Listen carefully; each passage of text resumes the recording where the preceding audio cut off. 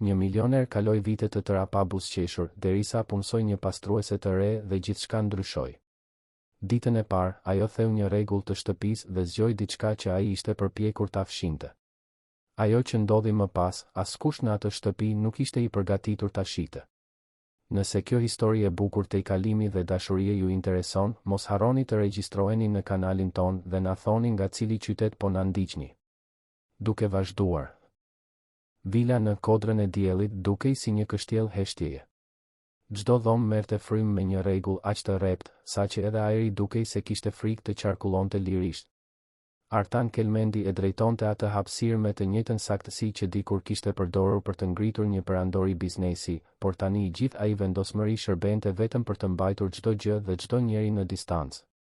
Kishte vite që ai nuk buzëqeshte. Kishte vite që nuk lejonte asgjë të dilte nga vendi, që asnjë zë të ngrihej përtej asaj që ishte rreptësisht e nevojshme, që çdo shenjë jete të pushtonte korridoret e patëmet të asaj shtëpie. Aksidenti kishte ndodhur në një pasdite me shi të dimrit Tiranas, kur shpejtësia dhe besimi i tepërt u takuan në një mënyrë brutale. Që atëherë, lëvizjet e tij mbaronin një kufizim që ai kurrë nuk e kishte pranuar vërtet. Nuk ishte dhimbja fizike ajo që peshonte më shumë, por ndjenja e humbjes së kontrollit absolut mbi veten. Dhe ishte pikërisht për këtë arsye që Artani e shndërroi kontrollin në fe. Nëse nuk mund të zotëronte plotësisht trupin e tij, do të zotëronte çdo centimetër rreth tij. Ekipi i punonjësve që punonte në vil ishte i pakët dhe në rotacion të vazhdueshëm. Askush nuk duronte dot gjatë. Ftohtësia nuk vinte vetëm nga urdhrat e prerë dhe vështrimi i largët, por nga diçka më e thellë, një lloj peshe e padukshme që mbush çdo ambient. Zonja Shpresa, ekonomia e shtëpisë që kishte rezistuar më gjatë se çdo punonjës tjetër, thoshte shpesh në zë në kuzhinë se ajo shtëpi kishte harruar si të merrte frym. Dhe ajo nuk e kishte gabim. Në javët e fundit, edhe 3 pastruese të tjera kishin dhënë dorëheqjen. Njëra prej tyre thjesht nuk u kthye pas ditës së parë, duke lënë përparsen të palosur mbi karrigen e ngrënies si dikush që braktis një burg. Zonja Shpresa e dinte se duhej të gjente dikë ndryshe, dikë që nuk trembej lehtë, që nuk priste buzëqeshje apo mirësjellje. Kur Lulieta Hoxha u paraqit për intervistë, ekonomia ndjeu diçka që nuk mund ta emërtonte. Ndoshta ishte qëndrimi i saj, i palëkundur pa qenë arrogant. Ndoshta ishte vështrimi, i drejt për drejt, por jo sfidues. Ose ndoshta ishte thjesht lodhja nga kërkimi, nga trajnimi, nga humbja e një tjetër punonjëseje brenda pak javësh. Lulieta ishte 32 vjeçe dhe mbante mbi shpatulla shenjën e dikujt që kishte kaluar stuj pa pasur ku të strehojë. E ardhur nga fshatrat e thella të Gjirokastrës, ajo kishte mbërritur në Tiranë 5 vite më parë me një valixhe të vogël dhe një vullnet të madh. Kishte punuar në shtëpi familjare, kishte pastruar zyra gjatë netëve, ishte përballur me punëdhënës të vështirë dhe situata që kishin vënë në provë dinjitetin e saj më shumë herë se sa dëshironte të kujtonte. Por ajo mësoi diçka thelbësore në atë rrugë, që respekti nuk kërkohet, por imponohet me vetë praninë tënde. Dhe se askush nuk mund t'i merrte atë që ajo nuk e lejonte. Në ditën e parë të punës, zonja Shpresa e priti me një listë rregullash që dukej se nuk kishte fund. Të mos fliste me zë të lartë. Të mos lëvizte asgjë pa leje. Të mos përdorte parfum. Të mos bënte pyetje të panevojshme. Dhe mbi të gjitha, të mos bënte zhurmë. Heshtja ishte rregulli i artë i asaj shtëpie. Lulieta i dëgjoi të gjitha me vëmendje, pohoi me kokë dhe filloi punën pa treguar shenja frike. Kishte diçka tek ajo që tregonte se kishte parë gjëra edhe më të këqija. Artani ishte në zyrën e tij kur dëgjoi zërin. Në fillim mendoi se ishte një iluzion, ndoshta radioja e ndonjë fqinji që vinte përmes dritares. Por jo. Zëri vinte nga brenda shtëpisë. Një melodi e vjetër e kënduar nën zë, pothuajse si një përshpëritje melodike që përshkonte korridorin e katit të dytë. Ai ndjeu një ngurtësim të menjëhershëm në shtyllën kurrizore. Kush guxonte të thyente rregullin më bazë? Reagimi i tij i parë ishte të thërriste menjëherë zonjën Shpresa dhe të pushonte nga puna këdo që ishte. Por diçka e ndaloi. Melodia vazhdonte e ëmbël, pa nxitim, sikur personi që këndonte të ishte krejtësisht i zhytur në botën e vet. Artani e njohu këngën. Ishte një këngë që nëna e tij ja këndonte kur ishte fëmijë, në pasditet e përtatësit të së dielës, kur shtëpia kishte ende jetë të qeshura dhe erën e kekut që dilte nga furra. Ai nuk kishte menduar për këtë prej dekadash. Kujtimi u shfaq aq i gjallë sa që pothuajse edhe e mbi. Në vend që ta ndërpriste, ai qëndroi i palvizur duke dëgjuar. Kishte diçka shqetësuese në atë pushtim zanor, por edhe diçka çuditërisht çliruese. Sikur një dritare të ishte hapur në një dhomë të mbyllur prej vitesh. Artani u ngrit duke u mbështetur të shkopi që përdorte në ditët me shqetësim më të madh dhe eci drejt zërit. Lulieta ishte në dhomën e miqve në fund të korridorit, një hapësirë që askush nuk e përdorte prej vitesh. Ajo po pastronte dritaret me lëvizje të forta dhe të sakta, krejtësisht e përqendruar, pa e vënë re se po vëzhgoi. Drita e mëngjesit hynte përmes xhamave të sapolar dhe krijonte një kontrast pothuajse jo real me errësirën konstante që zotëronte pjesën tjetër të shtëpisë. Artani ndaloi te dera, i heshtur, thjesht duke vëzhguar. Atëherë ai e vuri re. Ajo nuk po pastronte thjesht atë dhomë. Ajo kishte prekur diçka që askush nuk kishte leje ta prekte. Në raftin në fund, librat ishin paksa të çrregullt dhe mbi tavolinën anësore ishte një kuti që ai e njohu menjëherë. Një kuti prej drurit të errët, e thjeshtë, që ruante dokumente të vjetra, projekte të braktisura, pjesë të një të kaluare që ai e kishte mbyllur bashkë me atë dhomë. Zëri i tij doli më i ashpër se ç'kishte ndërmend. I thatë: "Prerës. Artani, çfarë po bën këtu?" Lulieta u kthye menjëherë, pa u trembur tepër, por me vëmendje të plotë. Ajo e vështroi për një sekond që u duk sikur u zgjat, dhe Artani vuri re se ajo nuk i uli sy. Nuk tregoi frikë. Kishte respekt, por jo nënshtrim. Lulieta, po pastroj, zotëri. Zonja Shpresa më dha listën e të gjitha dhomave. Artani, kjo dhomë nuk duhej të ishte në listë. Lulieta, më falni. Ajo nuk specifikoi asnjë kufizim. Ai pa kutin mbi tavolinë, pastaj sërish atë. Priste që Lulieta të justifikohej, të përpiqej t'i bënte qejfin, të tregonte nervozizëm. Por ajo thjesht priti me një qetësi që e çarmatosi. Artani, a e prekët këtë kuti? Lulieta, vetëm i hoqa pluhurin. Nuk e hapa. Nuk më takon mua. Kishte një sinqeritet të drejt për drejt në atë përgjigje që Artani nuk e priste. Pa rrotulla, pa frikë, por edhe pa mos respekt. Ai ndjeu një plasaritje në kontrollin që kishte mbajtur për aq shumë kohë. Diçka e vogël, pothuajse e padukshme, por definitivisht aty. Artani, askush nuk hyn në këtë dhomë. Që tani e tutje, ta dini këtë. Lulieta, e kuptova. Ai duhej të ishte larguar në atë moment. Duhej të kishte mbyllur bisedën, të kthehej në rutinën e tij, të mbante distancën. Por mbeti aty i palvizur, sikur priste diçka që nuk dinte ta emërtonte. Artani, ju po këndonit. Nuk ishte një pyetje. Ishte një konstatim. Lulieta hezitoi për një moment dhe për herë të parë u duk paksa në siklet. Lulieta, më falni. Ndonjëherë e bëj pa e vënë re. Nuk do të ndodh më. Artani, çfarë këngë ishte? Ajo rahu qërpikët, e befasuar nga pyetja. Lulieta, as nuk ja di emrin mirë. Gjyshja ime e këndonte kur isha fëmijë. Më mbetet në mendje. Ai pohoi ngadalë me kokë, pa thënë asgjë tjetër. Pastaj u kthye dhe doli nga dhoma, duke e lënë Lulietën sërish vetëm. Por ndërsa ecte drejt zyrës, Artani vuri re se diçka kishte ndryshuar. Shtëpia dukej ndryshe. Ose ndoshta ishte ai. Në ditët në vijim, prania e Lulietës filloi të ndryshonte dinamikën e vilës në mënyra delikate por të pamohueshme. Ajo nuk përpiqej të bisedonte, nuk detyronte afërsinë, por as nuk bëhej e padukshme si punonjëset e mëparshme. Kishte një dinjitet të heshtur në çdo lëvizje, një refuzim të nënkuptuar për t'u zvogëluar. Artani filloi të vinte re detaje të vogla. Mënyrën se si ajo i organizonte objektet me kujdes të vërtet, jo thjesht me nxitim mekanik. Si e mbante trupin drejt edhe kur fshinte dy shemen. Sikur nuk kërkonte asgjë përtej asaj që ishte e nevojshme, por gjithashtu kur nuk pranonte të trajtohej me indiferencë të vrashtë. Zonja Shpresa komentoi një mëngjes, ndërsa i shërbente kafen Artanit, se më në fund kishte gjetur dikë që nuk ikte nga shtëpia sikur po shpëtonte nga një makth. Ai nuk u përgjigj, por vëzhgimi mbeti duke bërë jehon. Një pasdite, Artani vuri re se priste të dëgjonte hapat e saj në korridor. Heshtja që dikur ishte rehati, fillonte të peshonte shumë kur ajo nuk ishte vërdall. Kjo e shqetësonte thellësisht. Ai nuk donte të varej nga prania e askujt. Nuk donte që asgjë të thyente rregullin që kishte ndërtuar me aq kujdes. Por e vërteta ishte se diçka tashmë ishte thyer. Në momentin që ajo melodi e vjetër përshkoi korridoret, një derë e mbyllur prej vitesh filloi të hapej, edhe kundër dëshirës së tij. Lulieta, nga ana e saj, e vëzhgonte të zotin e shtëpisë me një mbretësi që shkonte përtej asaj që shihej. Shihte një burr që përpiqej të dukej i pathyeshëm, ndërsa mbante shenja të qarta të një lufte të vazhdueshme.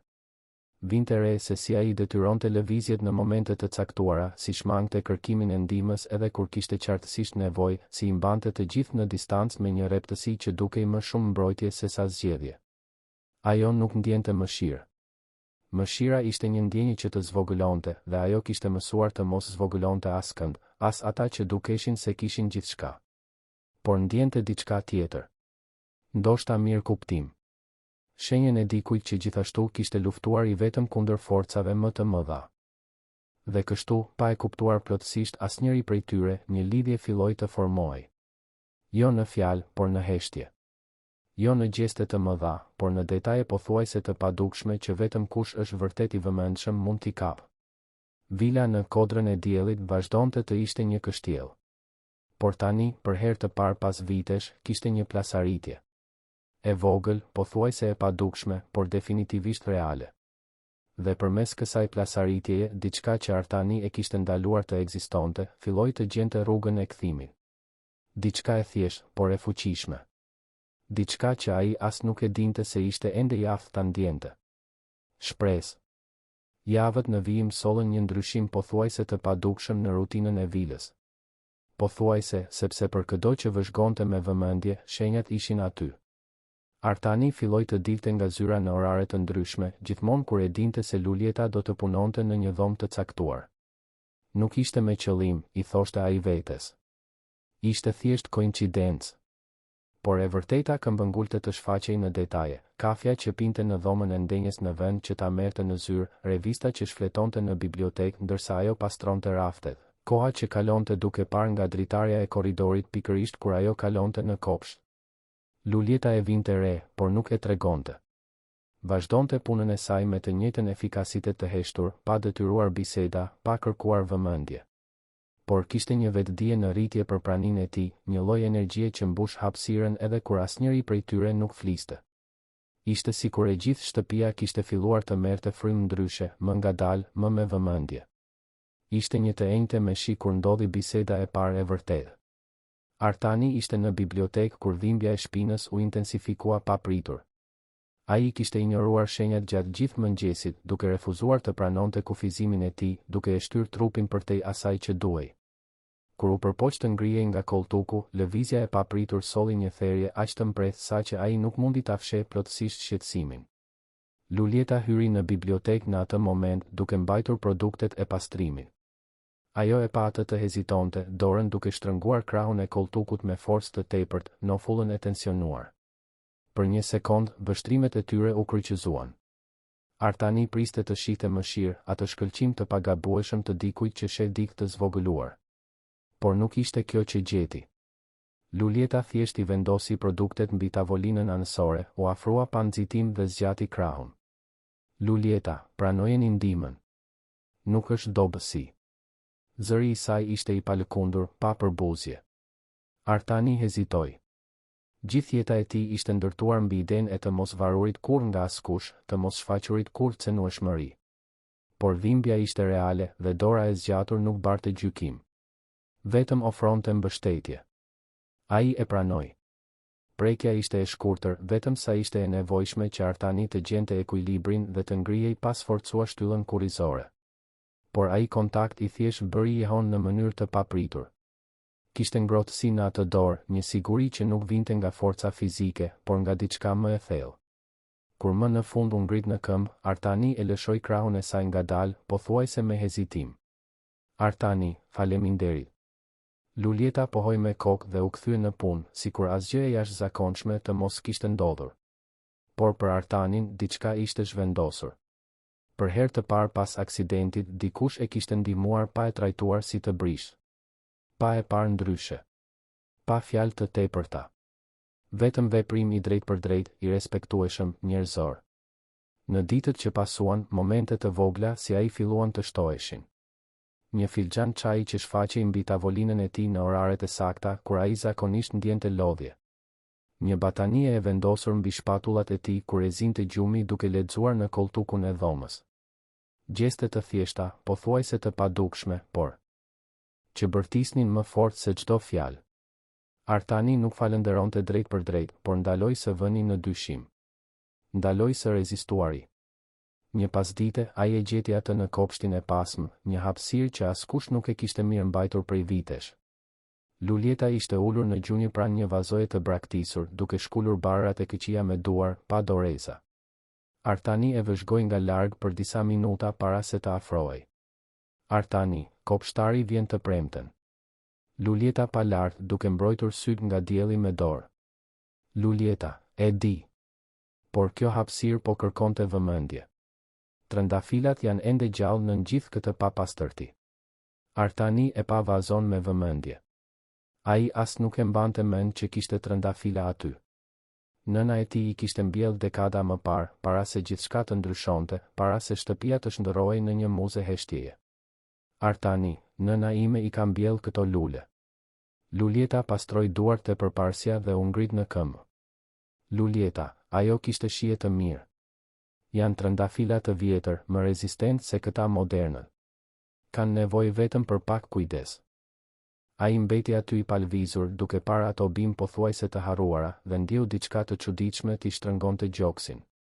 Nuk ishte saktësisht trishtim, por një lloj malli për diçka që ai vetë kishte zgjedhur ta varroste. Artani, merrni vesh nga bimët. Lulieta, gjyshja ime kishte një kopsht të vogël në Gjirokastër. Kalova gjithë fëmijërinë duke u kujdesur për perimet dhe lulet. Ajo thoshte se bima është si njeriu, ka nevojë për vëmendje, por edhe për hapësirë që të rritet. Ishte hera e parë që Lulieta tha diçka personale, diçka që hapte një dritare se kush ishte ajo përtej punës. Artani e vuri re këtë dhe, në vend që ta linte momentin të kalonte, vendosi të rrezikonte. Artani, a keni familje ende atje? Lulieta e largoi vështrimin për pak kohë, dhe Artani pa diçka të kalonte në shprehjen e saj. Nuk ishte dhimbje e mbret, por një shenjë e vjetër, tashmë e shëruar, por ende e ndjeshme. Lulieta, gjyshja u nda nga jeta para 3 vitesh. Prindërit e mi gjithashtu nuk janë më këtu. Kam një motër më të vogël që jeton në Durrës. Flasim, por secila ka ndjekur rrugën e vet. Artani pohoi ngadalë. E njihte atë vetmi të maskuar si pavarësi. Ai vetë e kishte kultivuar për aq shumë kohë sa që pothuajse e ngatëronte me zgjedhjen. Artani, pse në Tiranë? Lulieta më në fund e vështroi drejt për drejt. Lulieta, sepse këtu mund të filloja nga e para pa e ditur askush se nga vija. Pa mbajtur pritshmëritë e të tjerëve. Pa pasur nevojë të shpjegohesha. Kishte një të vërtet të ashpër në ato fjalë që Artani e kuptonte përsosmërisht. Ai vetë e kishte shndërruar vilën në një mërgim vullnetar pikërisht për të njëjtën arsye. Për të mos pasur nevojë të shpjegohej. Për të mos mbajtur peshën e vështrimit të tjerëve. Artani, dhe a funksionoi? Lulieta dha një buzëqeshje të vogël, pa gëzim të tepruar, por të sinqertë. Lulieta, ende po e zbuloi. Mbetën aty edhe për disa minuta, në një heshtje komode, derisa Lulieta u kthye në punë dhe Artani u kthye brenda në shtëpi. Por diçka kishte ndryshuar sërish. Tani nuk ishte vetëm prani fizike. Ishte lidhje. Njohje e ndërsjellë e historive që, ndonse të ndryshme, mbanin plagë të ngjashme. Atë natë, Artani nuk mundi të flinte. Qëndroi I shtrirë në errësirë duke menduar për bisedën, për fjalët e Lulietës, për mënyrën se si ajo fliste pa e viktimizuar veten, por edhe pa I fshehur plotësisht shenjat. Kishte një forcë në atë sinqeritet që e shqetësonte dhe e magjepste në të njëjtën kohë. Ajo nuk hiqej sikur ishte më e fortë se ç'ishte, por as nuk lejonte të shihej si e dobët. Në javët në vijim, bisedat u bën më të shpeshta. Jo të planifikuara, por të pashmangshme.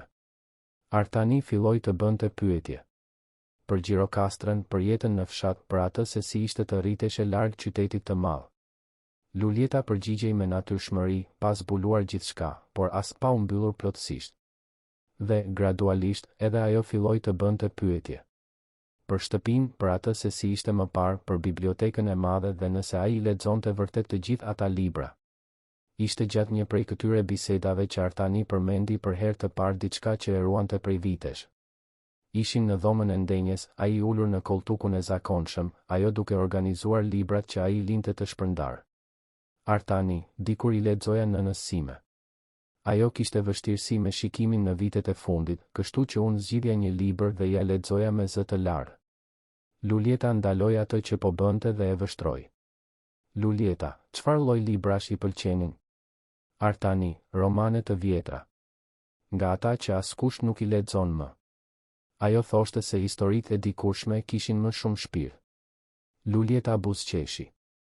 Lulieta, gjyshja ime mendonte të njëjtën gjë. Ajo kishte një koleksion të vogël librash që I lexonte dhe rilexonte derisa faqet zverdheshin. Artani ndjeu diçka të lëvizte brenda tij. Një dëshirë të çuditshme. Për të ndarë më shumë, për të hapur sirtar që ishin të mbyllur prej aq shumë kohe. Artani, pasi ajo u nda nga jeta, unë ndalova se lexuari ato histori. Më dukej e gabuar t'i lexoja vetëm. Lulieta nuk tha asgjë menjëherë. Thjesht vazhdoi të organizonte librat, por në mënyrë më të ngadaltë, sikur po zgjidhte me kujdes fjalët e ardhshme. Lulieta, ndoshta thjesht keni nevojë të gjeni personin e duhur për t'ju dëgjuar. Ai e vështroi, I befasuar nga guximi I ëmbël I asaj fjalie. Lulieta nuk po ofrohej drejt për drejt, por po hapte një derë. Dhe Artani, për herë të parë pas vitesh, ndjeu dëshirën për të kaluar përmes saj. Atë natë, vetëm në dhomë, ai mendoi për kutinë që Lulieta kishte gjetur javë më parë. Për projektin e braktisur. Për kauzat që ai kishte lënë pas kur vendosi se bota nuk e meritonte më vëmendjen e tij. Dhe për herë të parë, në vend që të ndjente vetëm peshë, ndjeu diçka ndryshe. Një therje mundësie. Sikur mbase, vetëm mbase, kishte ende diçka aty që ja vlente të shpëtohej. Vila në kodrën e diellit vazhdonte të ishte e rrept, e kontrolluar, por tani kishte dritë. Dritë që hynte nga plasaritjet që Artani as nuk e dinte se ekzistonin. Dhe në qendër të këtij shndërrimi të heshtur ishte një grua që nuk kishte premtuar asgjë, që thjesht pastronte, organizonte dhe, pa qëllim, I kthente shtëpisë diçka që ajo e kishte harruar prej kohësh. Jetë. Artani u zgjua atë mëngjes me një vendim të formuar tashmë. Kishte kaluar gjithë natën duke menduar, duke trazuar kujtime që preferonte t'i mbante të varrosura, duke u ballafaquar me të vërteta që I kishte shmangur prej vitesh. Kur dielli filloi të lindte mbi Tiranë, ai tashmë e dinte se çfarë duhej të bënte. Nuk ishte vetëm për lejimin e ndryshimeve në shtëpi apo pranimin e pranisë së Lulietës. Ishte për përballjen me diçka më të madhe, diçka që ai e kishte braktisur në momentin më burracak të jetës së tij. Ai priti deri në mes të mëngjesit, kur e dinte se Lulieta do të përfundonte punën në katin e sipërm. Ngjiti shkallët ngadalë, duke ndjer peshën e çdo shkallë jo vetëm në trup, por në vendimin që ishte gati të merrte. Ndaloi para derës së dhomës që kishte ndaluar javë më parë. Të njëjtën derë që Lulieta kishte kaluar pa e ditur, duke thyer një rregull të padukshëm që mbronte shumë më tepër se sa thjesht një hapësirë fizike. Artani mori frym thellë dhe rrotulloi dorezën. Dhoma ishte saktësisht siç e mbante mend, e ngrirë në kohë. Drita që filtrohej nga perdet e rënda krijonte një atmosferë pothuajse jo reale, sikur ai vend të ekzistonte në një dimension tjetër. Ai eci drejt raftit dhe mori kutinë prej drurit të errët. Duart I dridheshin lehtë. Jo nga dobësia fizike, por nga diçka shumë më e thellë. Frikë. Ai kishte frikë nga ajo që do të gjente aty brenda, nga ajo që ato letra përfaqësonin, nga gjithçka që kishte zgjedhur të lindte pas. Kur hapi kapakun, era e letrës së vjetër pushtoi hundët e tij. Dokumente, raporte, projekte arkitektonike, fotografi. Gjithçka aty tregonte historinë e një kauze që dikur I kishte konsumuar energjinë, pasionin, shpresën e tij. Një spital I specializuar në rehabilitim për njerëzit me lëvizshmëri të kufizuar. Jo thjesht një spital tjetër, por një vend I menduar me dinjitet, teknologji të fundit, ekip njerëzor. Një projekt që lindi nga vetë dhimbja, nga vetë përvoja e Artanit kur u përball me një sistem shëndetësor që I trajtonte kufizimet fizike sikur të ishin dënime përfundimtare. Ai e kishte filluar këtë projekt 3 vite pas aksidentit, kur më në fund pranoi se rehabilitimi do të ishte një rrugë e gjatë dhe se shumica e njerëzve nuk kishin akses në burimet që ai mund të paguante. Investoi kohë, para, mblodhi një ekip. Ishte pak muaj larg konkretizimit të gjithçkaje kur filluan zhgënjimet.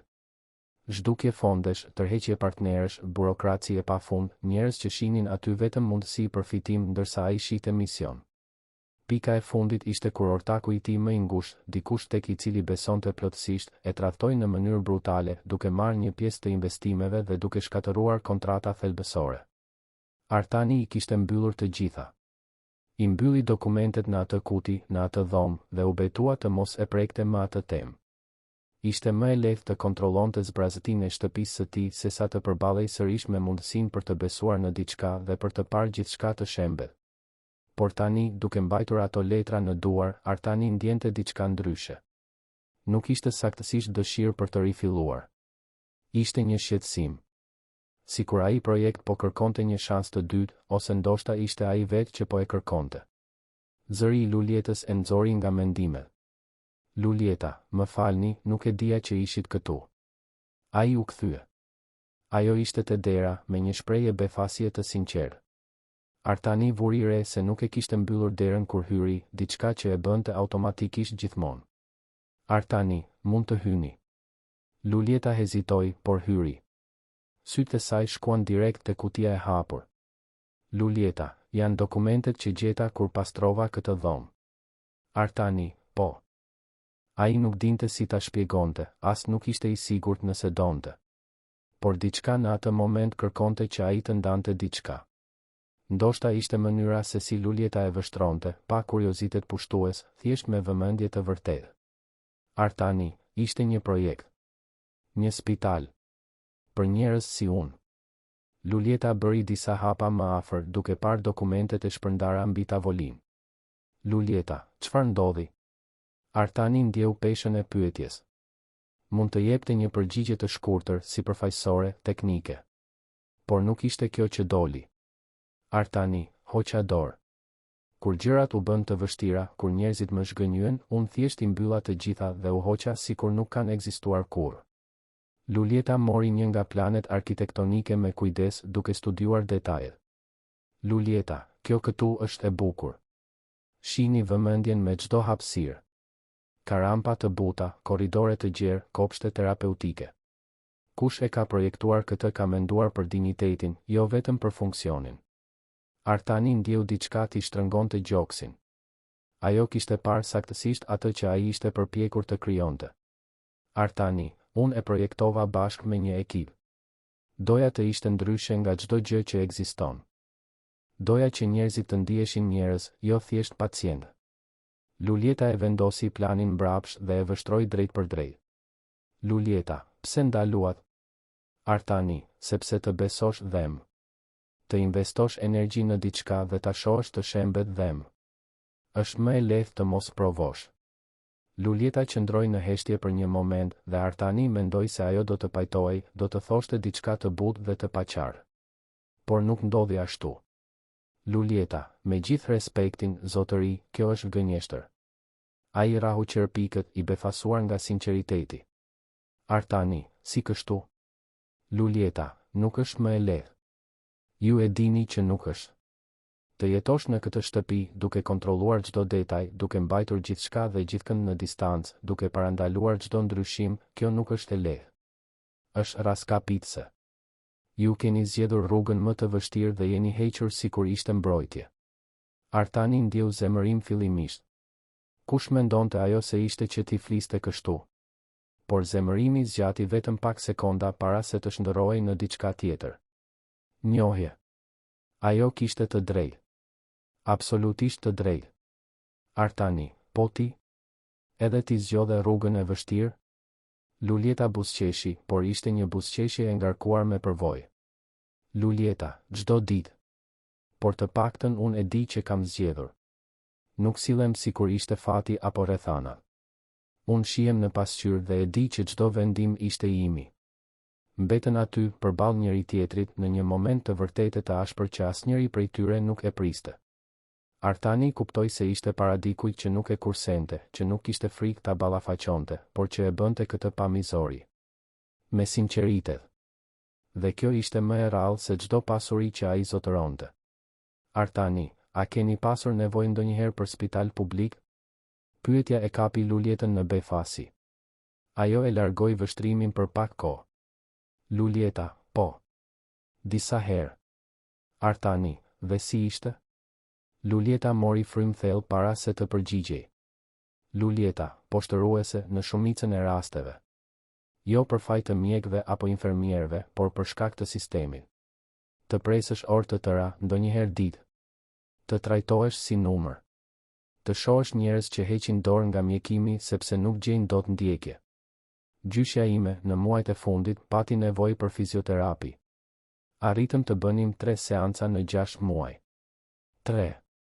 Ajo u bë gjithnjë e më e kufizuar, gjithnjë e më e varur, dhe ne nuk kishim si të paguanim privat. Artani mbylli sytë. Kjo ishte saktësisht ajo që e kishte motivuar të krijonte projektin.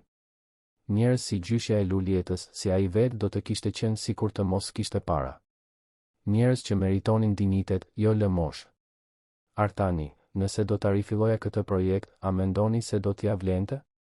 Lulieta e vështroi me një intensitet që e çarmatosi plotësisht. Lulieta, unë mendoj se ju tashmë e dini përgjigjen. Nuk duhet ta diskutoni këtë me mua. Duhet ta diskutoni me burrin që hoqi dorë dhe është fshehur në këtë shtëpi prej vitesh. Artani ndjeu fjalët t'i shpojnë diçka brenda tij. Nuk ishte sulm. Ishte e vërtetë. Dhe e vërteta po zbulonte ai dhe mbi shumë më tepër se çdo kritik. Lulieta, mund të bëj një pyetje?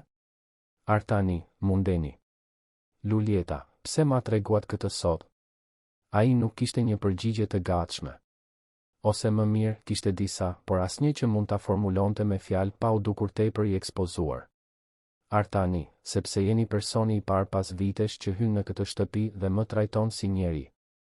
Jo si pronar, jo si i gjor, jo si dikush që ka nevojë të mbrohet apo t'i kihet frikë. Thjesht si njeri. Lulieta qëndroi në heshtje dhe Artani pa diçka të ndryshonte në shprehjen e saj. Nuk ishte mëshirë. Ishte mirë kuptim. Njohje e ndërsjell e dy njerëzve që, ndonse jetonin në botë krejtësisht të ndryshme, ndanin të njëjtën vetmi thelbësore. Lulieta, çfarë do të bëni me të gjitha këto? Artani pa dokumentet e shpërndara, planet e spitalit që nuk u ndërtua kurrë, provën fizike. Të një shprehje të braktisur. Artani, nuk e di ende.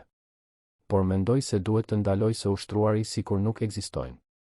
Lulieta pohoi me kokë dhe, para se të dilte nga dhoma, tha diçka që do t'i mbetej në mendje Artanit për pjesën tjetër të ditës. Lulieta, e dini çfarë thoshte gjyshja ime? Që të gabosh është njerëzore, të heqësh dorë është zgjedhje, por të rifillosh është guxim. Ju keni para, keni njohuri, keni mjete. E vetmja gjë që ju mungon është vendimi për të provuar sërish. Ajo doli, duke e lënë Artanin vetëm me fantazmat e së kaluarës të shpërndara mbi tavolinë. Por për herë të parë pas vitesh, ato fantazma nuk dukeshin të frikshme. Dukeshin si mundësi. Atë pas dite, Artani thiri avokatin e tij. Kërkoi që të mblidheshin të gjitha dokumentet e vjetra të projektit, të verifikojë se çfarë ishte ende e realizueshme, çfarë duhej përditësuar, kush ishte ende i disponueshëm nga ekipi i vjetër. Në telefon, avokati nuk mundi ta fshehë befasin. Artan Kelmendi, njeriu që ishte bërë sinonim i izolimit dhe refuzimit, po kërkonte të rihapte diçka që të gjithë mendonin se ishte varrosur përfundimisht. Në ditët në vijim, shtëpia filloi të ndryshonte në mënyrë më të dukshme. Dokumente mbërrinin, mbledhje caktoheshin, zyra që dikur shërbente vetëm që Artani të kontrollonte investimet pasive, tani kthehej sërish në hapësirë krijimi, planifikimi, mundësie. Dhe në qendër të gjithë kësaj, pa e pranuar ai drejt për drejt, ishte prania e heshtur e Lulietës. Ajo nuk merrte pjesë në mbledhje, nuk jepte mendime për vendime teknike, por ishte aty. Kur Artani punonte deri vonë, gjente kafe të freskët pranë kompjuterit.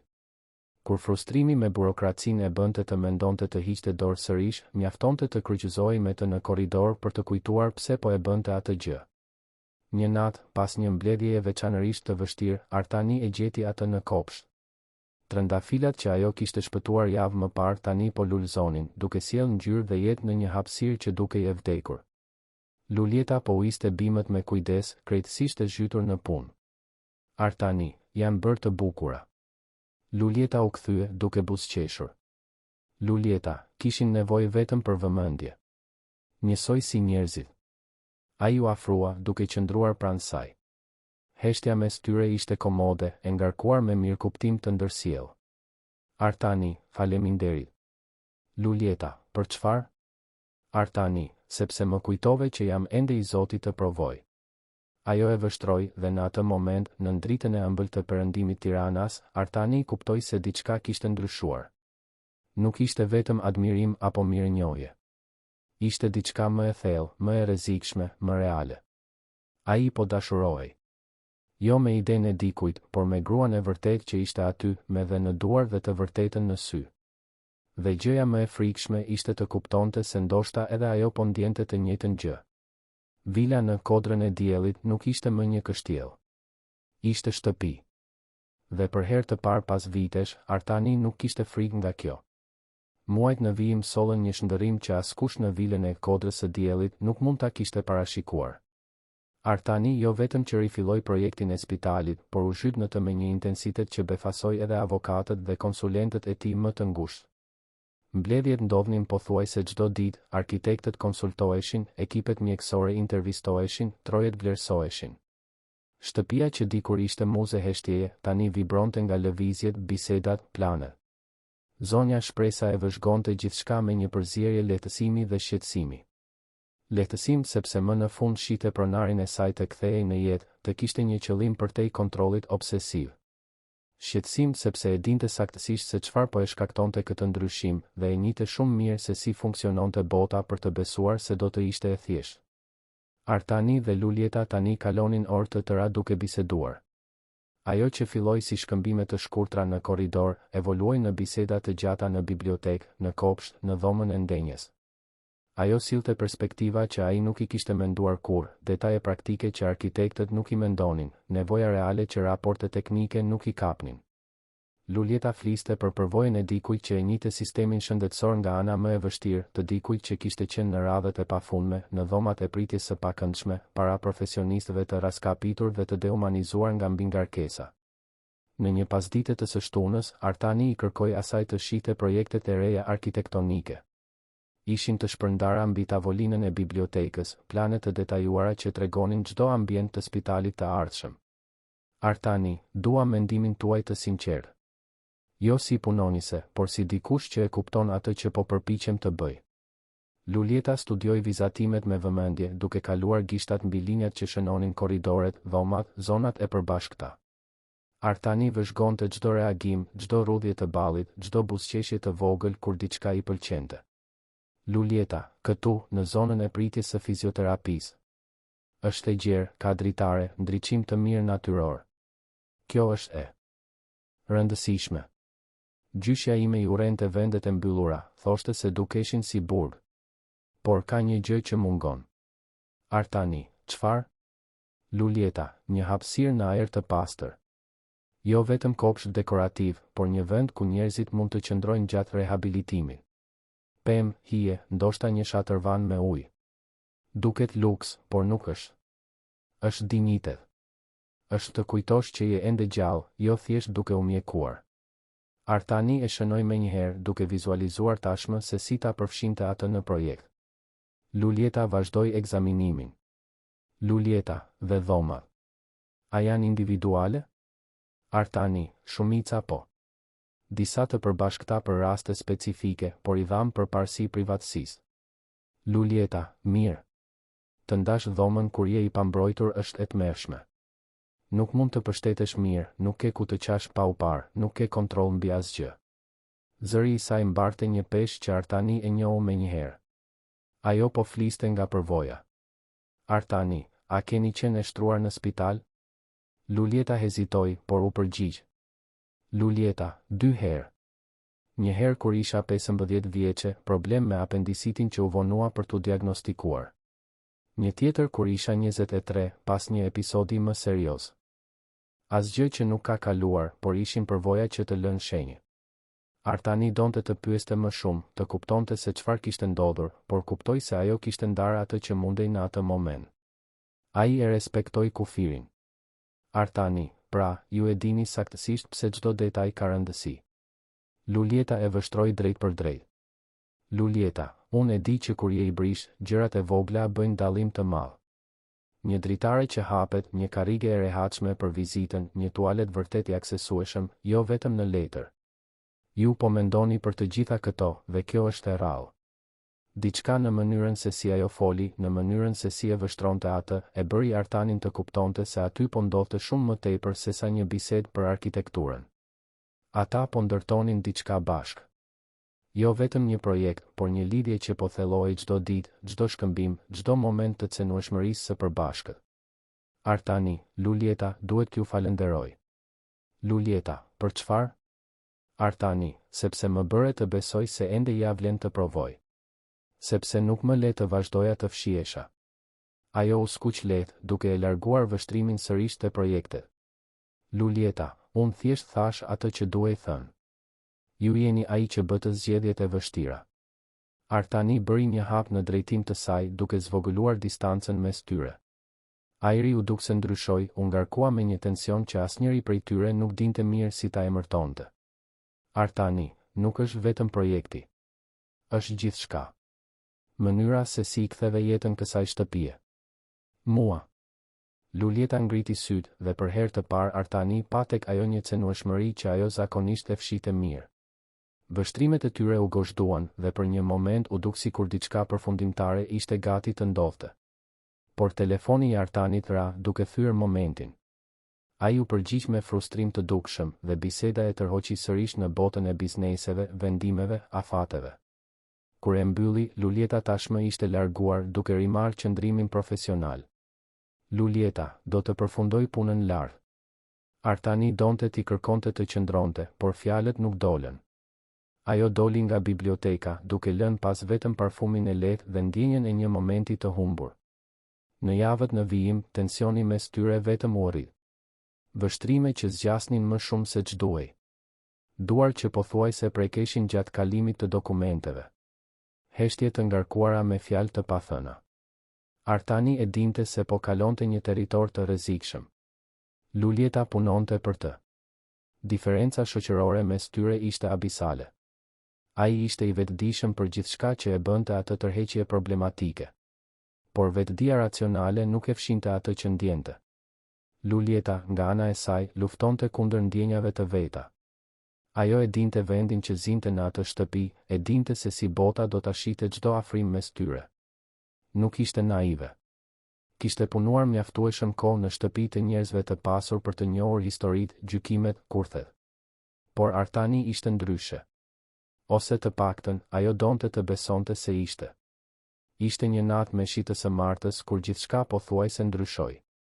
Artani ishte në zyrë duke punuar deri vonë në tabelat financiare të projektit. Shiu rrite fort dritaret dhe ai as nuk e vuri re kohën duke kaluar derisa dëgjoi një trokitje të lehtë në derë. Lulieta hyri duke sjell një filxhan çaji. Lulieta, mendova se mund t'ju duhej. Zonja Shpresa tashmë ka ikur, por unë po mbaroja disa gjëra. Artani pa orën. Kishte kaluar ora 11 e natës. Artani, duhej të kishit ikur prej orësh. Lulieta, mund të thosha të njëjtën gjë për ju, zotëri. Ajo e vendosi çajin mbi tavolinë dhe mbeti aty e palvizur, sikur donte të thoshte diçka, por nuk gjente fjalët. Artani u ngrit duke ndjerë shpinën t'i ankoi nga orët e ulura. Artani, rri me mua pak. Jam lodhur duke parë numra. Lulieta duhej të kishte refuzuar. Ishte vonë, ishin vetëm në shtëpi, situata ishte qartësisht e papërshtatshme. Por, qëndroi. U ul në koltukun përballë tavolinës së tij dhe filluan të bisedonin. Për gjithçka dhe asgjë. Për fëmijërinë e saj në Gjirokastër, për verat në fshat, për marrëdhënien e ngushtë me gjyshen. Për rininë e Artanit, presionin e ndërtimit të një perandorie biznesi, vetmin që vinte me suksesin. Orët kaluan pa e kuptuar. Shiu vazhdonte jashtë, duke krijuar një lloj fluske rreth tyre, një botë të ndarë ku hierarkitë dhe diferencat dukeshin më pak të rëndësishme. Ishte Artani ai që më në fund tha atë që të dy po shmangnin. Artani, kjo që po ndodh mes nesh, nuk di si t'i jap drejtim. Lulieta qëndroi në heshtje për një moment para se të përgjigjej. Lulieta, as unë. Artani, nuk dua që të ndiheni e presionuar. Nuk dua që diferenca mes nesh ta bëj këtë diçka të sikletshme apo të rrezikshme për ju. Lulieta e vështroi me atë sinqeritet të drejtë për drejtë që ai aq shumë e admironte. Lulieta, unë jam e rritur, Artan. E di saktësisht se çfarë po ndjej dhe i di rreziqet. Nuk jam viktime e asgjëje. Ishte hera e parë që ajo e thiri në emër. Pa zotëri, pa distancën formale. Dhe kjo ndryshoi gjithçka. Artani, Lulieta, unë. Por para se të përfundonte, telefoni i tij ra sërish. Kësaj radhe ishte Besnik Gashi, avokati dhe miku i tij i vjetër. Artani pothuajse nuk u përgjigj, por pa që kishte disa thirrje të humbura. Besniku, Artan, më fal për orën, por duhet të flas urgjentisht me ty është për projektin. Artani, mund të flasësh. Besniku, personalisht. Nesër, në zyrë. Në orën 9. Është e rëndësishme. Toni i zërit e bëri Artanin të shqetësuar. Besniku nuk ishte njeri që dramatizonte. Artani, mirë. Do të jem atje. Kur e mbylli, Lulieta tashmë ishte ngritur duke kuptuar se momenti ishte thyer. Lulieta, unë po iki. Është vonë. Artani, Lulieta, për atë që do të thosha. Lulieta, flasim më vonë. Pushoni. Ajo doli dhe Artani mbeti vetëm me parandjenjen se diçka ishte gati të ndryshonte. Dhe jo për mirë. Të nesërmen, Artani mbërriti në zyrën e Besnikut pikërisht në kohë. Avokati po e priste me një shprehje serioze që konfirmoi të gjitha shqetësimet. Besniku, Artan, ti e di që jam miku yt përtej të qenit avokat.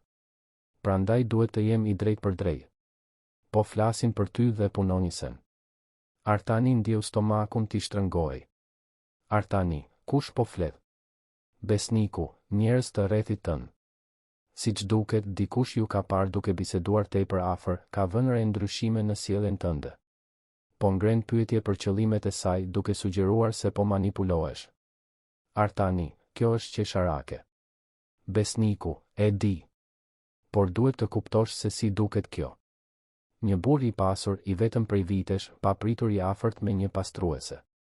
Njerëzit do të mendojnë më të keqen. Për të dhe për ty Artani, njerëzit mund të mendojnë çfarë të duan. Besniku, Artan, nuk po flas vetëm për thashetheme shoqërore. Po flas për projektin. Ti po mbledh investitor, po krijon partneritete. Nëse lind çfarëdo dyshimi mbi aftësinë tënde të gjykimit, mbi faktin se po ndikohesh, kjo mund të shkatërrojë gjithçka që po ndërton. Artani ndjeu zemërimin të rritej. Jo kundër Besnikut, i cili thjesht po bënte punën e tij, por kundër gjithë botës që e shite Lulietën dhe shite vetëm interes, që e shite atë dhe shite vetëm dobësi. Artani, Lulieta nuk është ajo që po aludojnë. Ajo është e ndershme, me integritet, inteligjente. Besniku, unë të besoj. Por kam nevojë që të jesh i kujdesshëm. Të paktën derisa projekti të konsolidohet. Pastaj bëj çfarë të duash me jetën tënde private. Artani doli nga ajo zyrë me një peshë të madhe në gjoks. E dinte që Besniku kishte të drejtë në terma praktik. Por ideja e largimit nga Lulieta, e trajtimit të saj ndryshe, e lejimit të frikës dhe gjykimit të tjerëve të diktonin zgjedhjet e tij, ishte e padurueshme. Kur mbërriti në shtëpi, e gjeti Lulietën në kopsht, duke u kujdesur për trëndafilat. Skena ishte aq e bukur, aq e sinqertë, saqë Artani ndjeu zemrën t'i shtrëngoi. Por fjalët e Besnikut bënin jehon. Dhe për herë të parë pas muajsh, Artani la frikën të fitonte. Në vend që të shkonte te ajo, të bisedonte, të përballeshin bashkë me çfarëdo që po vinte, ai thjesht e përshëndeti me kokë nga larg dhe hyri në shtëpi. Lulieta e vuri re ndryshimin menjëherë. Dhe diçka brenda saj u mbyll, duke u përgatitur për dhimbjen që e dinte se po vinte. Ditët në vijim ishin një agoni e heshtur. Artani filloi ta trajtonte Lulietën me një distancë që i dhembi të dyve. Biseda të shkurtra, vështrime të shmangura, asnjë nga shkëmbimet e gjata që ishin bërë pjesë e rutinës. Ai u bind se po bënte gjën e duhur, duke mbrojtur projektin, duke mbrojtur reputacionin e saj, duke mbrojtur gjithçka. Por thellë brenda tij e dinte se thjesht po ikte. Sërish. Lulieta nuk pyeti asgjë. Nuk detyroi afërsinë. Thjesht vazhdoi punën e saj me të njëjtën efikasitet si gjithmonë, por diçka ishte shuar tek ajo. Kënga e lehtë që ndonjëherë i shpëtonte, u zhduk. Buzëqeshja diskrete gjatë kalimit në korridore humbi.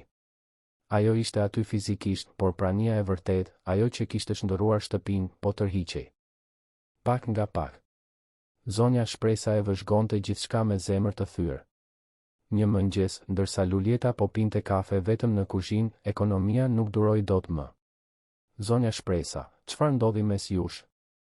Lulieta, asgjë që nuk pritej. Zonja Shpresa, pritej nga kush? Lulieta, nga unë. E dija që ishte çështje kohe derisa ai të kuptonte se jemi nga botë të ndryshme. Që njerëzit do të flisnin. Që do të ishte më e lehtë të mbante distancë.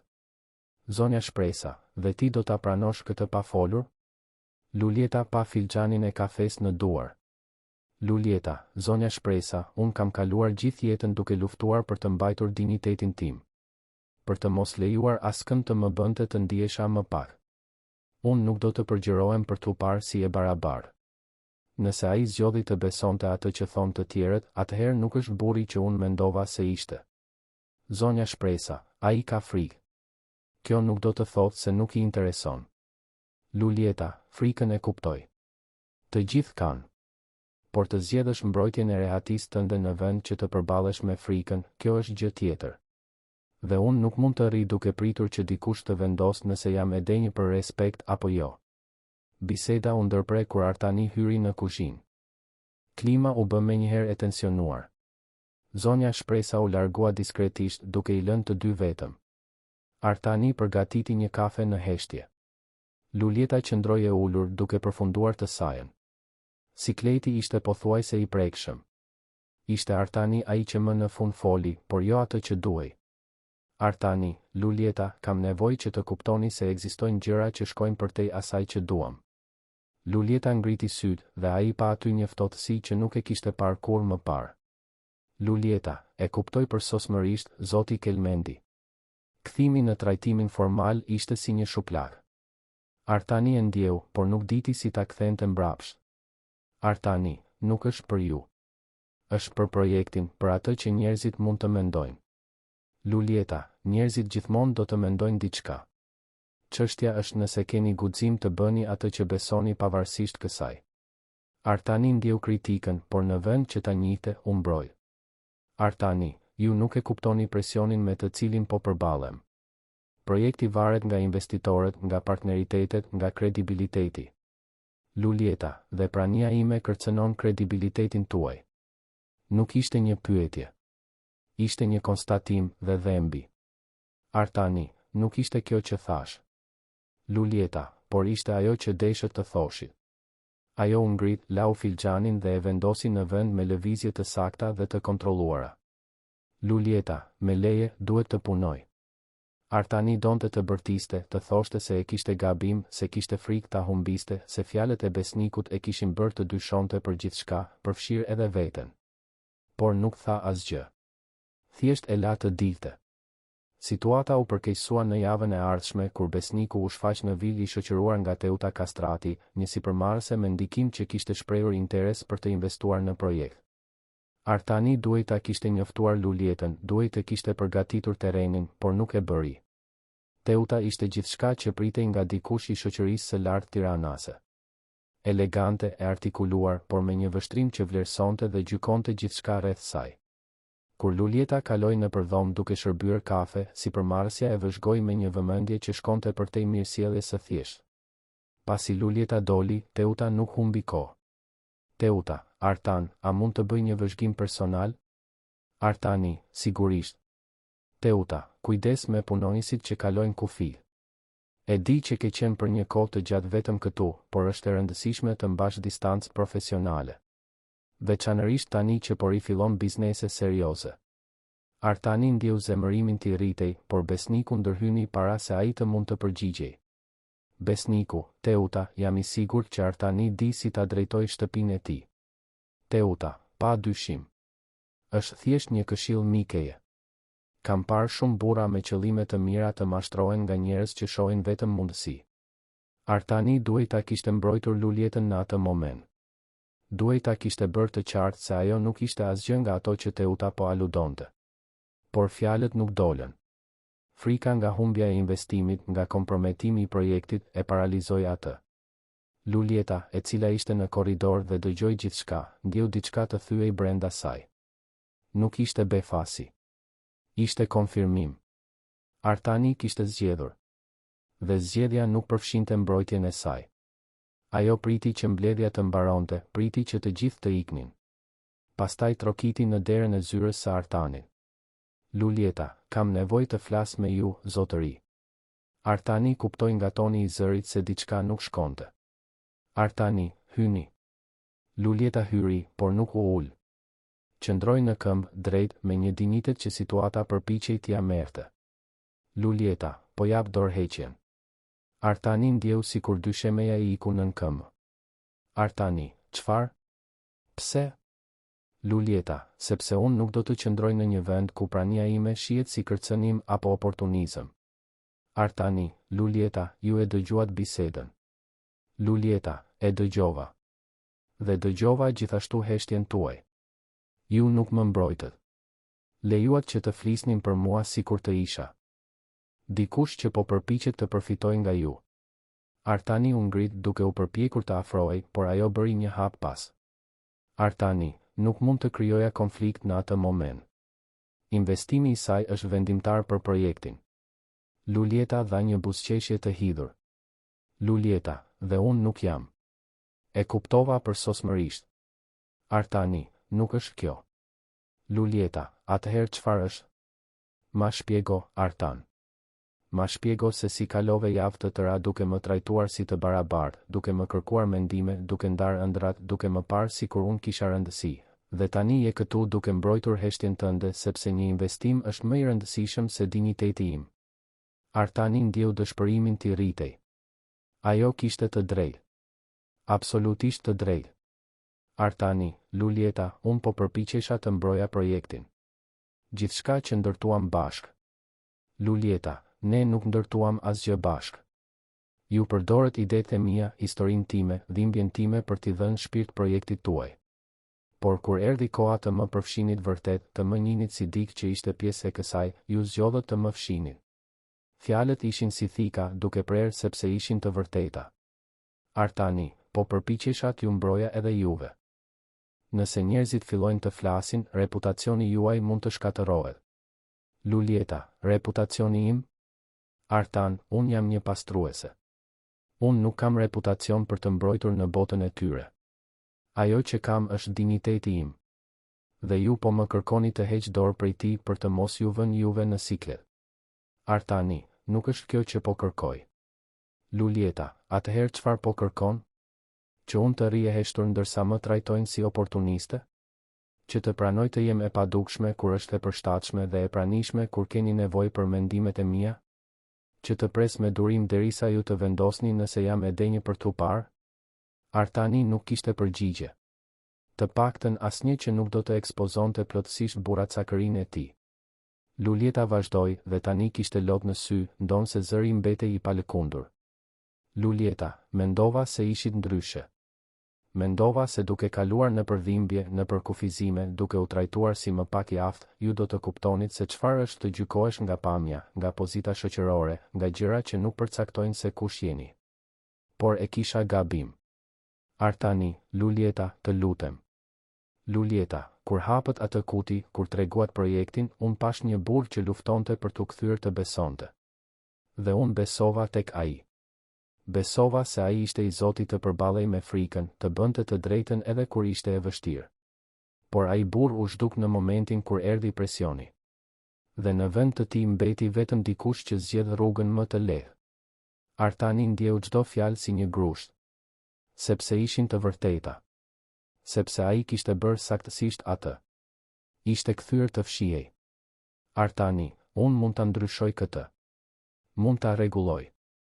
Lulieta tundi kokën. Lulieta, nuk rregullohet besimi i thyer me premtime, Artan. Rregullohet me veprime. Dhe unë nuk do të qëndroj këtu duke pritur të shoh nëse gjen guximin që duhej ta kishe pasur që nga fillimi. Artani, po tregoheni e padrejtë. Lulieta, e padrejtë? Po tregohem e sinqert. Diçka që ju duhej të ishit me mua dhe me veten tuaj. Ajo nxori nga xhepi I përparses një zarf. Lulieta, këtu është letra ime e dorëheqjes. Do të qëndroj gjatë afatit të njoftimit nëse doni, por do të preferoja të ikja sot. Artani pa zarfin pa besuar se kjo po ndodhte vërtet. Artani, dhe nëse unë them se nuk e pranoj dorëheqjen tuaj? Lulieta, atëherë do të iki gjithsesi. Sepse unë nuk jam prona juaj. Dhe nuk kam nevojë për lejen tuaj për të mbajtur dinjitetin tim. Ajo e vendosi zarfin mbi tavolinë dhe u kthye për të dalë. Artani pati një impuls të fundit për ta mbajtur, për të thënë gjithçka që po ndjente, për t'u përgjëruar të qëndronte. Por krenaria, frika dhe konfuzioni e paralizuan. Lulieta ndaloi te dera me shpinë nga ai. Lulieta, e dini çfarë është më e trishta në gjithë këtë? Është se kishit të drejtë. Projekti është I rëndësishëm. Mund të ndihmoj shumë njerëz, të ndryshoj jetë. Dhe unë vazhdoj të besoj në këtë. Vetëm se nuk besoj më që ju jeni personi I duhur për ta udhëhequr atë. Sepse udhëheqja kërkon guxim. Dhe guximin ju e keni lënë të mbyllur në atë kuti bashkë me ëndrat. Ajo doli, duke e mbyllur derën lehtë. Artani mbeti vetëm në zyrë, duke mbajtur zarfin, duke ndjerë peshën dërmuese të asaj që sapo kishte humbur. Jo vetëm Lulietën, por versionin e vetes që ajo kishte ndihmuar të shpëtojë. Zonja Shpresa hyri gjysmë ore më vonë dhe e gjeti Artanin ende të palvizur në të njëjtin vend, duke parë në zbrazët e tij. Zonja Shpresa, ajo tashmë iku. Nuk deshi as të priste fundin e muajit. Artani nuk u përgjigj. Zonja Shpresa, jeni tepër inteligjent për të qenë kaq budalla. Artani e vështroi atë dhe ekonomia pa diçka që nuk e shite prej vitesh. Artani po qante. Në heshtje, por lotët ishin aty. Zonja Shpresa, çfarë do të bësh? Artani, nuk e di. Zonja Shpresa, atëherë zbuloje. Shpejt. Sepse ajo vajzë nuk kthehet nëse nuk vërteton që e meriton. Ajo doli, duke e lënë Artanin vetëm me heshtjen. Të njëjtën heshtje që ai kishte kultivuar gjatë viteve, që Lulieta e kishte thyer dhe që tani kthehej edhe më e rëndë. Sepse nuk ishte vetëm mungesë zëri. Ishte mungesë jete, shprese, gjithçka që ai më në fund kishte filluar të rifitonte. Vila në kodrën e diellit u kthye sërish në kështjell. Por tani Artani e dinte saktësisht se çfarë kishte humbur duke mbyllur portat sërish. Dhe dhembi. Dhembi në një mënyrë që asnjë kufizim fizik nuk arriti kur të dhembë. Ditët e para pas largimit të Lulietës ishin një ferr I heshtur.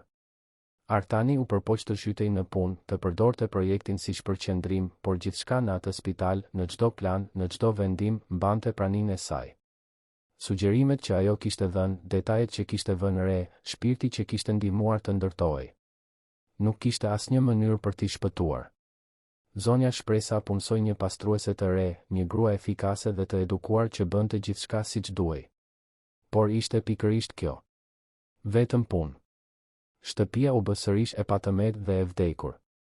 Artani kuptoi se kur nuk kishte qenë çështja e pastrimi. Ishte te jeta që Lulieta sillte thjesht duke ekzistuar aty.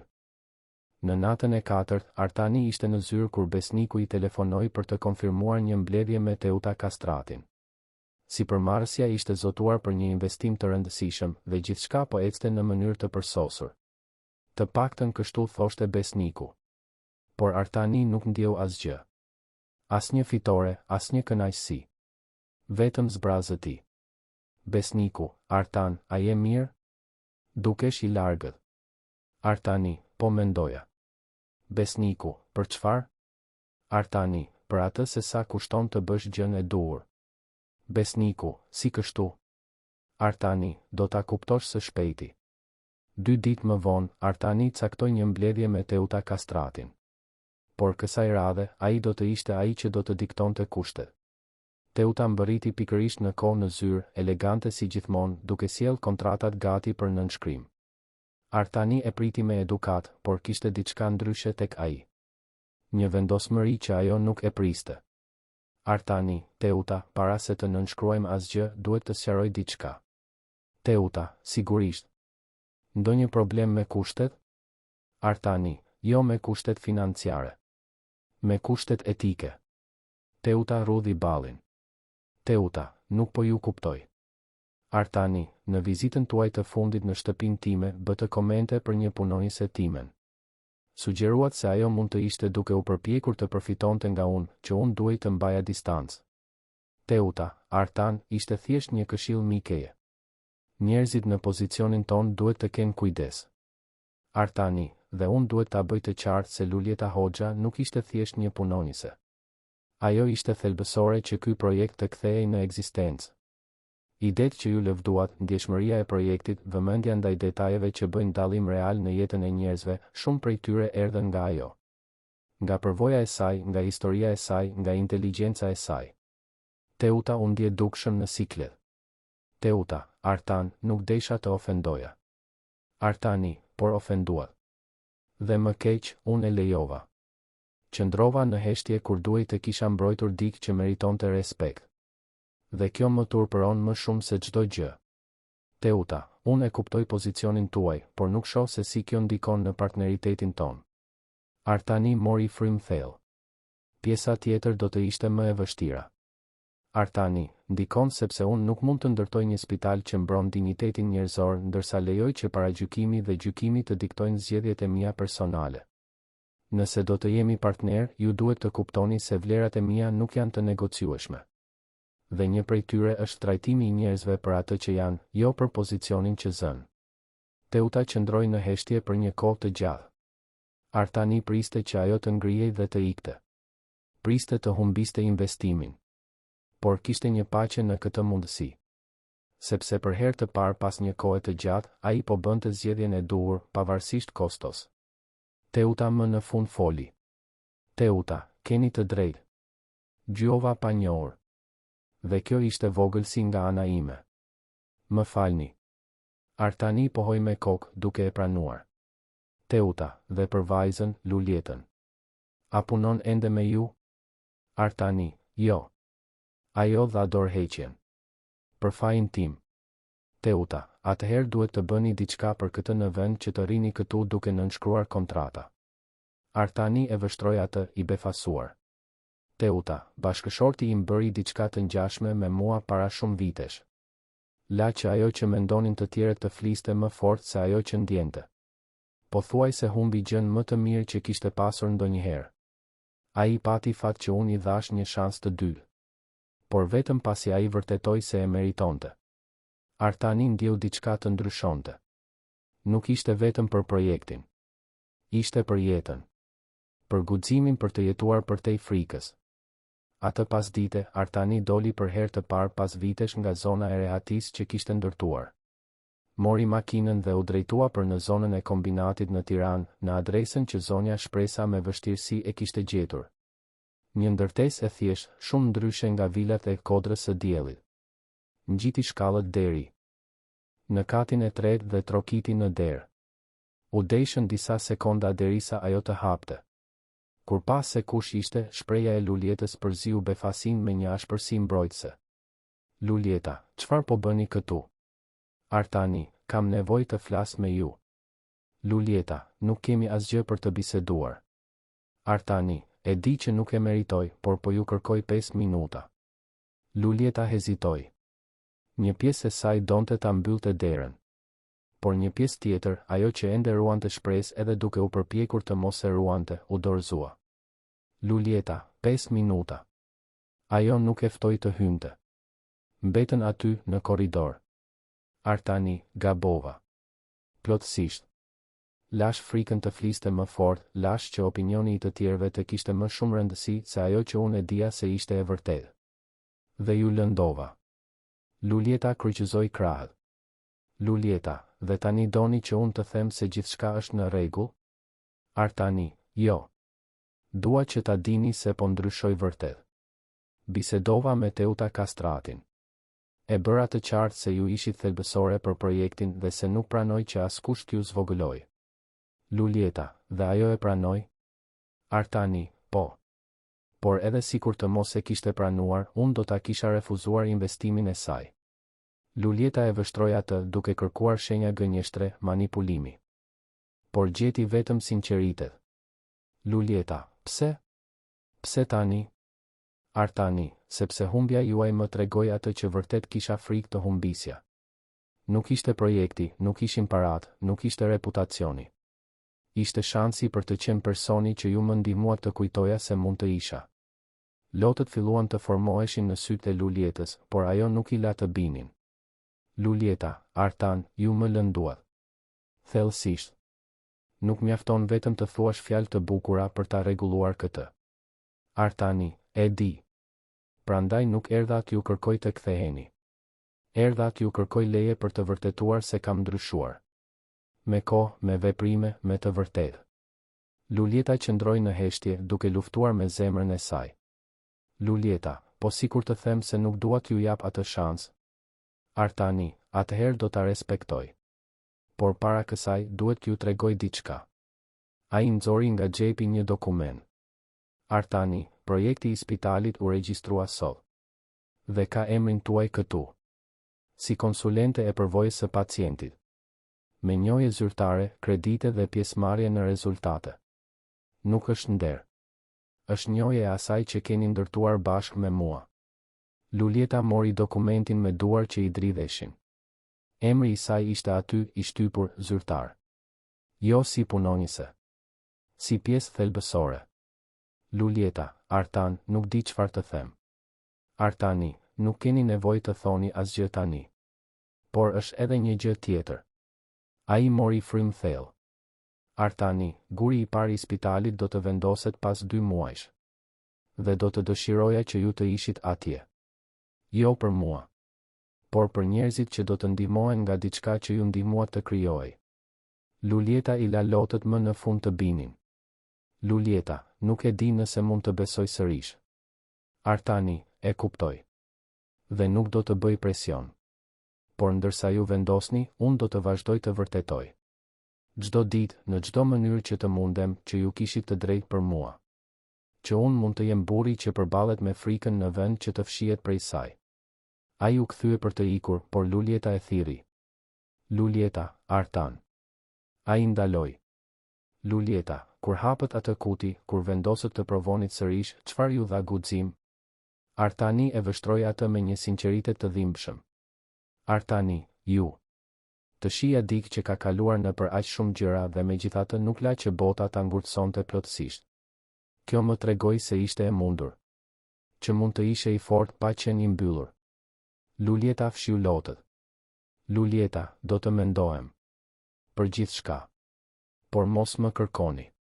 Kur të jem gati, nëse do të jem, unë do të vi te ju. Artani pohoi me kokë dhe doli. Nuk ishte fundi që priste, por ishte më shumë se çmeritonte. Dhe për herë të parë ishte i gatshëm të priste, të respektonte kohën e saj, të fitonte sërish besimin që kishte thyer. Muajt në vijim ishin të një shndërrimi real. Artani jo vetëm që vazhdoi projektin, por e zgjeroi atë. Krijoi bursa për profesionistët e shëndetësisë që dëshironin të specializoheshin në trajtim njerëzor. Krijoi partneritete me komunitete në nevojë. Dhe në çdo vendim, pyeste veten, a e nderon kjo atë që Lulieta më mësoi? Shtëpia ndryshoi. Ai punsoi zonjën shpresa si menaxhere, jo vetëm ekonomi, me rrogë të dinjitetshme dhe njohje. Hapi hapësira që ishin të mbyllura. Lejoi që jeta të kthehej sërish aty. Në ditën e vendosjes së gurit të parë të spitalit, Artani ishte nervoz. Kishte gazetar, investitor, autoritete. Por ai kërkonte vetëm një fytyrë në turm. Dhe atëherë e pa. Lulieta ishte atje, në fund, duke vëzhguar. Vështrimet e tyre u kryqëzuan. Ajo nuk buzëqeshi menjëherë, por kishte diçka ndryshe në shprehjen e saj. Nuk ishte zemërim. Ishte vlerësim. Ajo po shite nëse ai kishte ndryshuar vërtet. Gjatë fjalimit, Artani bëri diçka që askush nuk e priste. Artani, ky spital ekziston sepse një ditë unë hoqa dorë nga të besuarit. Dhe ai u kthye në ekzistencë sepse dikush më tregoi se guximi nuk është të mos kesh frikë. Është të bësh të drejtën edhe me frikë. Ky person quhet Lulieta Hoxha dhe ajo është këtu sot. Jo si e ftuar, por si pjesë thelbësore e këtij projekti. Dhe dua që të gjithë ta dinë se pa historinë e saj, pa vizionin e saj, ky vend do të ishte thjesht një ndërtesë tjetër. Ajo i dha shpirt kësaj. Turma duar trokiti. Lulieta ndjeu zemrën t'i rrite fort. Kjo nuk ishte fjalim politik. Ishte njohje publike, cenueshmëri e pranuar. Pas ceremonisë, ajo u afrua tek ai. Lulieta, ju vërtet keni ndryshuar. Artani, po përpiqem. Çdo ditë. Lulieta, e pash. Kam ndjekur gjithçka nga larg.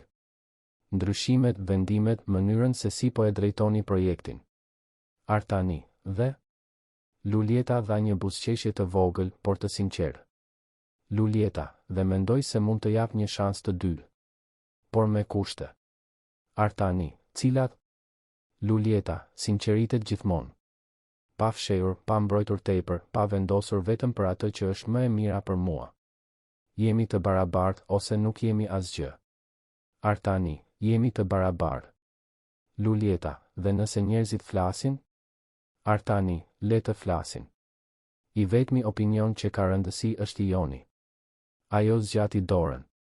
Jo për një shtrëngim formal, por për një rifillim. Lulieta, atëherë le të provojmë sërish. Por Artan, nëse kthehesh të kesh frikë dhe të fshihesh, nuk do të ketë shans të tretë. Artani i shtrëngoi dorën duke ndjerë ngrohtësinë, sigurinë, të vërtetën. Artani, nuk do të ketë nevojë. Sepse mësova se e vetmja frikë që ja vlen të kesh, është ajo e humbjes së dikujt që ka vërtet rëndësi. Dhe ti ke rëndësi. Më shumë se çdo projekt, çdo opinion, çdo gjë. Mbetën aty, dorë për dore, në truallin ku një ditë do të funksiononte një spital që do të ndryshonte jetë.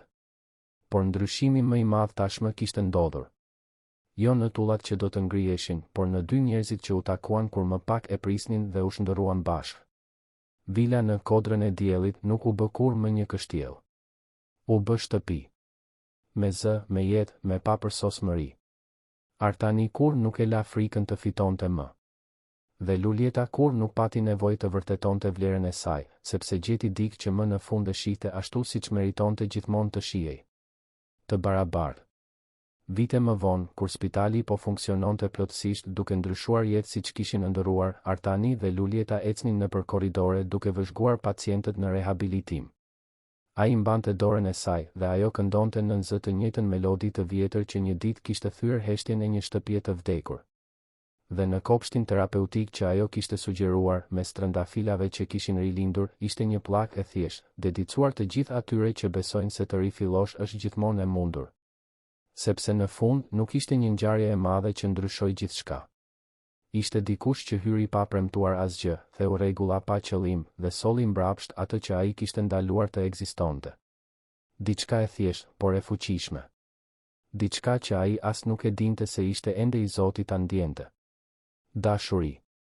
Të dashur dëgjues, shpresojmë që historia e Artanit dhe Lulietës të ketë prekur zemrën tuaj. Nëse u emocionuat me këtë udhëtim rifillimesh, guximi dhe dashurie të vërtet, lini pëlqimin tuaj, regjistrohuni në kanal dhe na tregoni në komente cili moment ju ka mbetur më shumë në mendje. A ishte kur Lulieta hyri duke kënduar në atë shtëpi të heshtur?